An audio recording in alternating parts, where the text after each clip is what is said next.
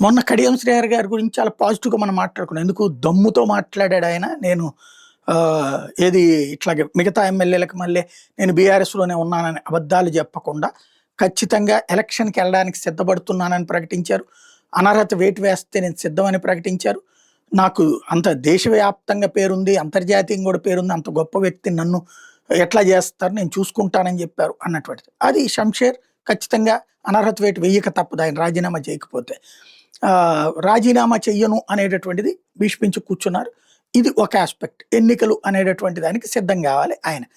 అది చాలా ధైర్యంగా చేస్తున్నారు. ఓ పక్కన రాజయ్య మీదన తను గెలవగలనన్నటువంటి నమ్మకం వచ్చేసింది అనుకుంటా అని కూడా ఆ రోజున మాట్లాడుకున్నాం. మరోవైపున వెంటనే ఒకప్పుడు అదే నియోజకవర్గం నుంచి వరుసగా గెలుస్తూ వచ్చి కేసీఆర్ మంత్రివర్గంలో ఉప ముఖ్యమంత్రిగా చేరి ఆ తర్వాత కేసీఆర్ మంత్రివర్గంలో అవినీతికి పాల్పడుతున్నాడు తొలగించబడి బయటికి వెళ్ళిపోయి కాంగ్రెస్‌కెళ్ళి మళ్ళీ వెనక్కొచ్చినటువంటి రాజయ్య ఇప్పుడు ఆ సీటు మీద ఆశ పెట్టుకున్నారు. చాలా సీరియస్‌గా వ్యాఖ్యానాలు చేసుకుని వచ్చారు. దాంతో మంచి టఫ్ ఫైటే నడుస్తుందనుకుంటే ఇప్పుడు కేటీఆర్‌ని తిట్టిపోశారు కడియం శ్రీహరి. కేటీఆర్ అసమర్థుడు, ఆయనకేమీ చేత కాదు. హరీష్ రావు కూడా రేపో మాపో ఇది కేసీఆర్ బతికున్నంత వరకు ఉంటాడు. ఆ తర్వాత పట్టించుకోడు. అప్పుడు పార్టీ మొక్కలైపోతుంది. అహంకారము, బలుపుతో కేసీఆర్ వ్యవహరిస్తున్నారు అన్నటువంటిది.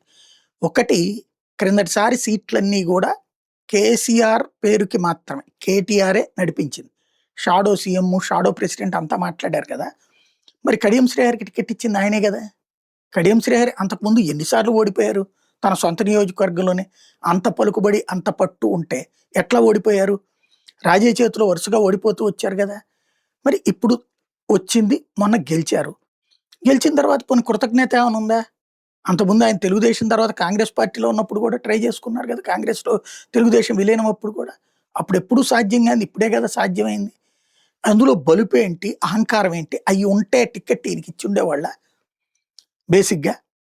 తండ్రితో సమానంగా ఆ టైంలో ఒక వెలుగు వెలిగిన ఆయన కడియం శ్రీహరి గారు. ఇది కేసీఆర్ గారితో సహచరుడు ఆయన. కాబట్టి ఆ కోణంలో ఆయనకి ఆ విలువిస్తే, ఇంకోటి అక్కడ ఉన్నటువంటి రాజయ్యని పక్కన పెట్టి మరి విలువిస్తే, ఇప్పుడు అహంకారం, బలుపు ఏ కోణంలో కనిపించిందో అర్థం కాల.